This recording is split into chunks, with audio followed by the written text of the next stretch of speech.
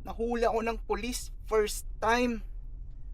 Masunurin naman ako sa mga traffic rules. Kaya hindi ko maisip bakit ako hinuli. Hindi pa nila sasabihin kaagad kung ano yung naging violation mo.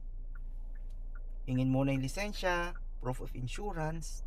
Nung naibigay ko na, tsaka lang niya sinabi, patay pala yung ilaw ko. Gabi kasi yon. Nakalimutan kong buksan. Buti mabait yung pulis. Hindi ako kinabahan. Friendly siya, nakipagkwentuhan. Tsaka feeling ko talagang concerned siya. Sabi niya kasi, I don't want you to get rear-ended by someone else. Siyempre, nagsorry ako. Sabi niya, it's okay, it happens sometimes. Tapos binigyan lang ako ng warning. Ilagay ko na nga sa auto tong ilaw na to para hindi na mangyari ulit. Sa Pinas naman kasi, yung sasakyan ko doon, pag hindi mo pinatay yung ilaw, nag-a-alarm. Kaya nasanay akong pinapatay lagi.